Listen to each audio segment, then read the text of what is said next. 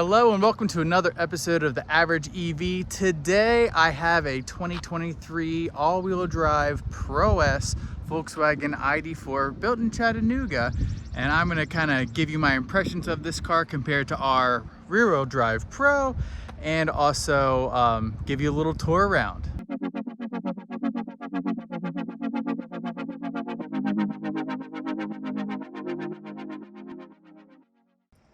Here we are, everybody, with the 2023 Volkswagen ID.4 all-wheel drive Pro S in Aurora Red Metallic. And I'm not one to really go for red cars, but I'm actually enjoying this color immensely.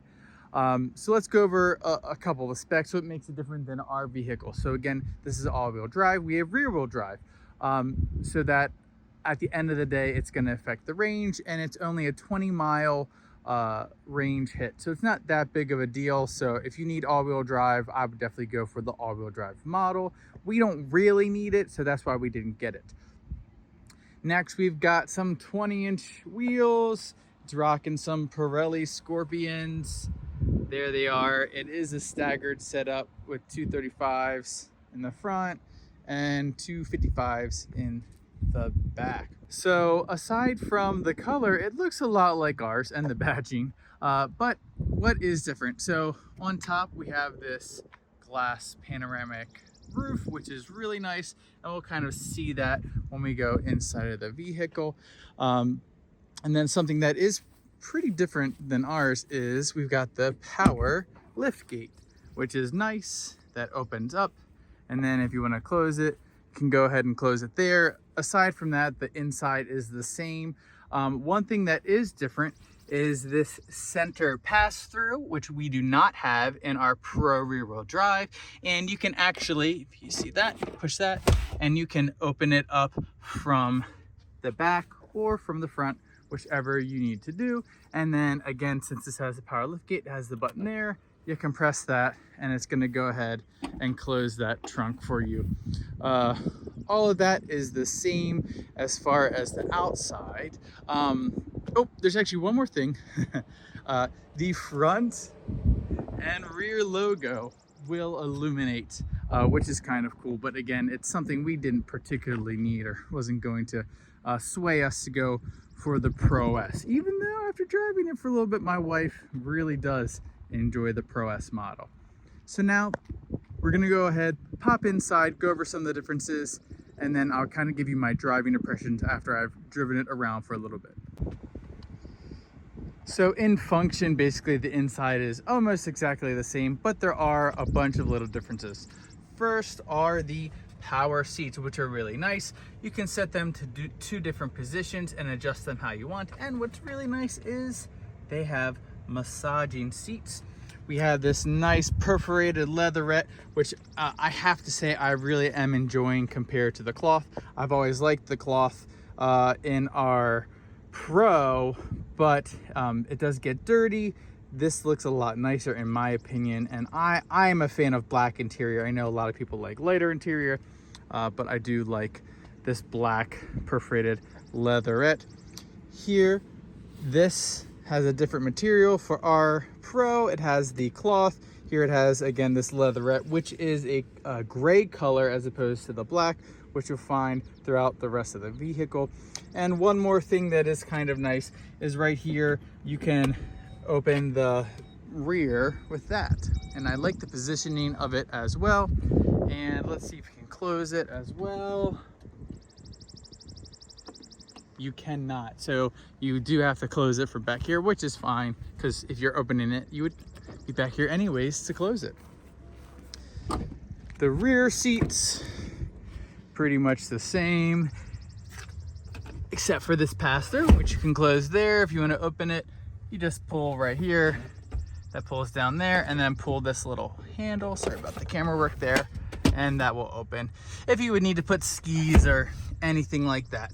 All right, so here's the passenger side seats. Same deal, where it has memory seats. They are powered. You can adjust them however you want.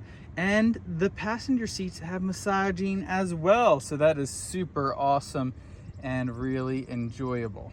Okay, so we are inside the ID.4, the Pro S all-wheel drive to be specific.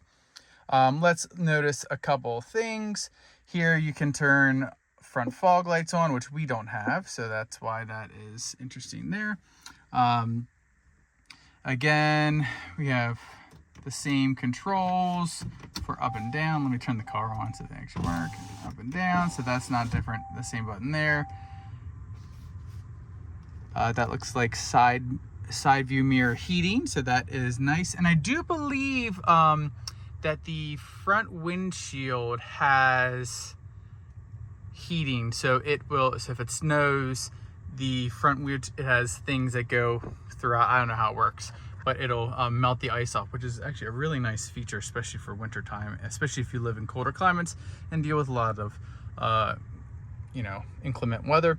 Here, all these buttons are exactly the same. If you want to learn about that, I have a ton of videos. I'll throw some cards up, maybe leave them in the description of the video as well. As far as the infotainment, it is exactly the same over here. Yeah, nothing too crazy. Charging all looks the same. There it is. Excellent. And then you can see that this is also running software 3.1.0, just like our car. So nothing too different there on the infotainment. And again, I have a whole video about the infotainment if you're interested. The center console is exactly the same. It's the dreaded piano black, cup holders, wireless charging, 2 USB-C. There's also 2 USB-C in the back for the passengers. This is exactly the same storage as well. And the real big difference, obviously, from the Pro to the Pro S is right here. This really nice, actually, panoramic roof, and you see we've got some beautiful clouds you can see because of this. So first off, as far as functionality, right here you can swipe that and it will close the sunshade, which is the same color as the roof, the whatever you call this, the top fabric or whatever you call that, internal fabric. So there it's closed and you can still see through it, but it does block a little bit of sun. I noticed when I got in the car, I was actually hot initially. I closed that, it does help a little bit, but once the air conditioning kicked up, it was helped out temperature wise and it didn't bother me too much. In this particular ID.4, it looks like whoever initially had it optioned it with the home link. So that's kind of nice. So right there on the bottom, and that is an option you can get. And if you have a garage, it's probably worth getting that feature for sure. There is actually one more thing I missed. Glad I was able to catch it. But this has a heated steering wheel, so I know a lot of people like that. My wife likes it too. We don't have that in the Pro, but you just go to the climate menu and you click right there and that'll turn on the heated steering wheel. Oh yes, so warm. It's like 90 degrees. Yeah, it's 93 degrees outside, so loving that heated steering wheel. Just kidding. Gonna go ahead and turn that off.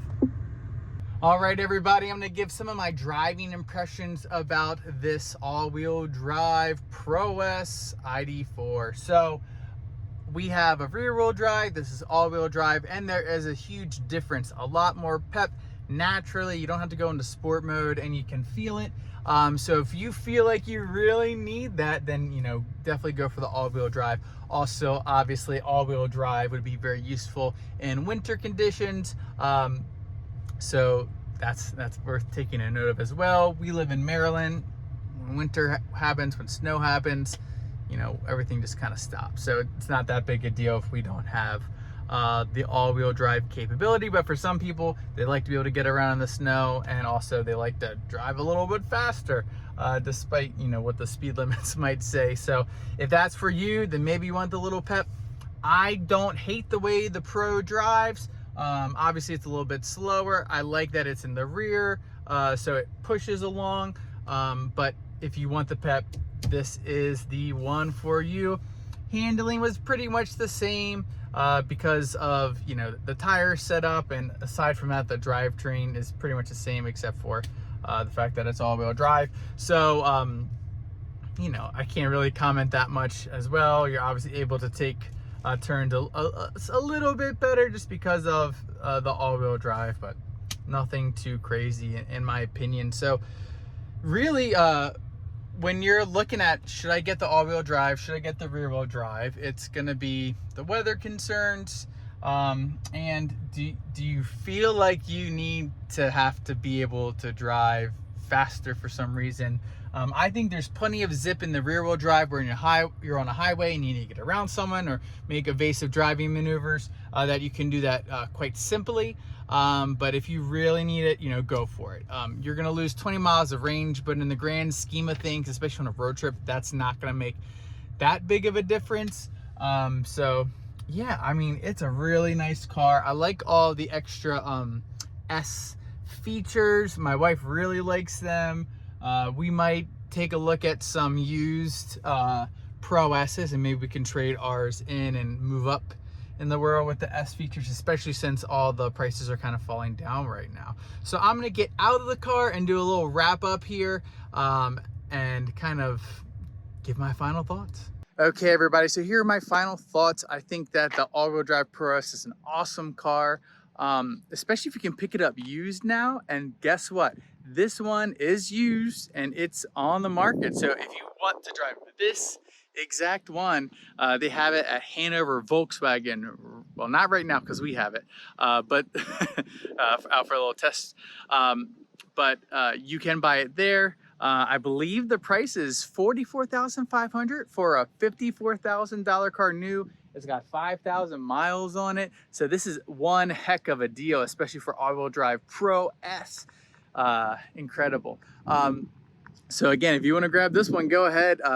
We're not going to take it because we don't really love the color, but it is a really, really nice vehicle for sure. So do I regret getting the rear-wheel drive over all-wheel drive? No, not at all. We like the way the rear-wheel drive drives. All-wheel drive would be nice, but it's something we don't really need. Do we regret getting the Pro over the Pro S? A little bit. Obviously, all those features are just extras that make the experience a little bit better. So at the end of the day, you know, we're fine with the Pro, but is it nice to have the moonroof, sunroof with the shade? Absolutely. Is it nice to have the 20-inch wheels over the 19-inch?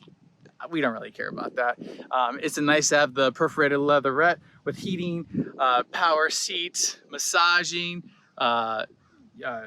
seat memory? Yeah, that's pretty nice. The power lift gate, yeah, that is nice. So do we regret it? A little bit, but we still like our Pro. Like I said, we might shop around this used market, see if there's any used ones just like this. If we could find just a Pro S that's not all-wheel drive, we might go ahead and jump on that, trade in the rear-wheel drive and upgrade. But for now, we're gonna stick to our Pro, which we love. I hope you all found this video helpful. It's just kind of my quick little impressions. I've literally had it for like an hour about this all-wheel drive Pro S 2023 Chattanooga built Volkswagen ID.4 in Aurora Red Metallic. So yeah, there it is. Again, if you've enjoyed this video, please give a like, hit the subscribe button, hit the notification bell, leave your comments down below about what your thoughts are. Maybe leave a super thanks, and I'll catch you all next time.